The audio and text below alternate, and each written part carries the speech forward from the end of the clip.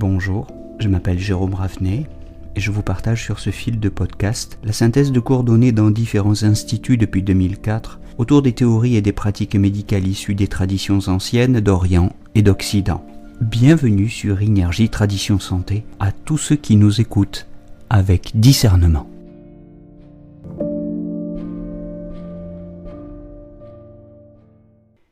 La présente fiche de révision est consacrée au 11 GI, au point numéro 11 du méridien du gros intestin, en chinois Tuche, l'étang courbe, le 11 GI. C'est un point qui se trouve sur la face externe du coude lorsque le coude est fléchi, à l'extrémité externe du pli du coude. Et pour finaliser la localisation, on peut presser dessus. C'est un point qui est particulièrement sensible à pression moyenne ou forte. En ce qui concerne sa catégorie, c'est un point terre dans la théorie des points chauds antiques. C'est donc la mère MERE dans le cycle des points chauds antiques. Et c'est en même temps un point mère MER, puisque nous nous situons au niveau de l'articulation du coude. Vous savez que les points qui se trouvent au niveau des articulations coude et genoux sont des points mères. Mais le 11 GI est aussi l'une des 12 étoiles célestes de Madayang, et c'est l'un des 13 points Gui de Saint-Semiao. Alors, pour aller à l'essentiel, c'est un grand point de dispersion. C'est un grand point de dispersion des pervers externes, vent, chaleur, humidité, et surtout de la chaleur. C'est un grand point drainant de la chaleur, sur le gros intestin en particulier. Enfin, c'est aussi un point qui va traiter les troubles du bras, les syndromes Bi, les syndromes Wei, ce qui va traiter le TAN. C'est un point des dermatoses par vent, chaleur, humidité. C'est un point des maladies fébriles, de vent, chaleur ou chaleur, plénitude. C'est un grand point de l'hypertension artérielle, un point d'expérience. Et c'est un grand point des désordres en général du gros intestin, dans les syndromes de plénitude, encore une fois, puisqu'il s'agit de le disperser. Un très très grand point vraiment, puisque vous savez que cette série de podcasts est consacrée aux points absolument essentiels de l'acupuncture chinoise, ceux avec lesquels vous traiterez 80 ou 90% de vos patients. Donc retenez bien ce point, il est fondamental en pratique clinique. On a dit l'essentiel, mais on peut développer un petit peu. C'est un point important, je disais, des maladies du vent pervers qui libèrent la surface et la peau. Et dans cette perspective, on le piquera en même temps que le 4 GI, le 5 triple réchauffeur ou le 14 Doumaï. Pour les désordres du gros intestin, j'insiste sur le fait qu'il traite les douleurs abdominales, les diarrhées et les constipations dans le cadre de chaleur et de plénitude. Mais pour les diarrhées aussi bien que pour les constipations, et ça c'est très intéressant. Il traite les troubles sur le trajet du méridien du gros intestin. Les syndromes Bi, des doigts, du poignet, des coudes, du bras, de l'épaule, du cou, même du maxillaire inférieur, du nez et des dents. En bref, vous avez compris tous les problèmes qui se situent sur le trajet du méridien, parce qu'il désobstrue le méridien et active les collatéraux. D'ailleurs, dans cette intention, on pourra même l'utiliser pour traiter les hémiplégies, les rhumatismes aussi évidemment, et les atrophies des membres supérieurs.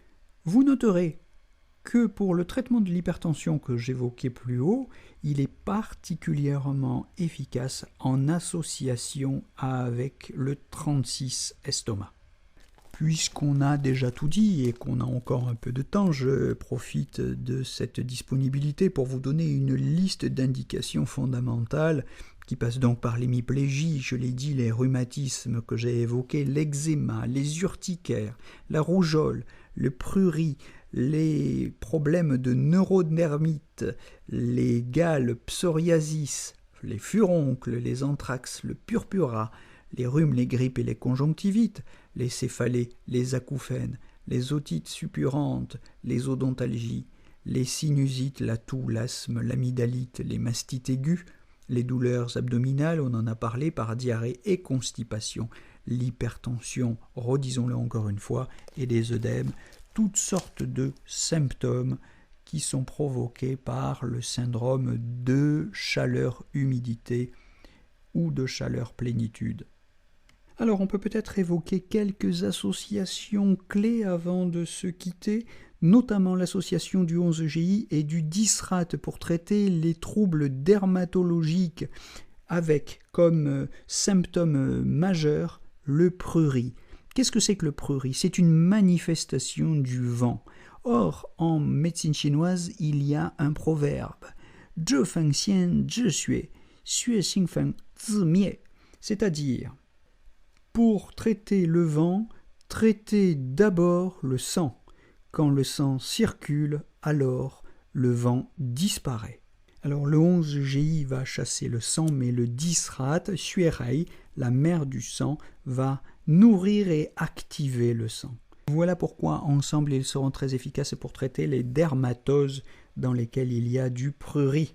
Voilà, il ne suffirait pas de chasser le vent, il faut enraciner en quelque sorte les énergies dans le sang, il faut nourrir le sang et le 10-RAT est très intéressant pour ça. Le 10-RAT pourrait être accompagné, complété par le 6-RAT qui lui aussi nourrit le sang et va permettre de disperser le vent ou d'arrêter le vent, comme on dit aussi. Il est intéressant de remarquer que le 6-RAT a une action sur l'humidité. Dans une certaine mesure, le 6-RAT élimine aussi l'humidité. Donc voilà, 3 points intéressants pour le traitement des dermatoses.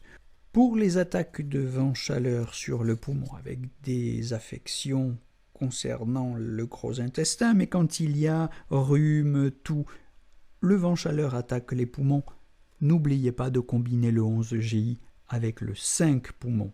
Si l'humidité prédomine, pensez au 9-RAT. Si le TAN est marqué, allez aussi vers le 40 estomac. Si la chaleur est forte, s'il faut disperser la surface et induire la transpiration pour atténuer la fièvre, on pensera bien sûr au 4GI dont nous avons parlé et au 14 Doumaï. Voilà, c'est tout pour le 11GI, un très grand point de l'acupuncture dont les fonctions et les indications sont faciles à retenir. Je suis sûr qu'il fait déjà partie de votre trousse à outils. C'est tout pour aujourd'hui, je vous retrouve bientôt pour ces monographies des points d'acupuncture. Belle journée à tous!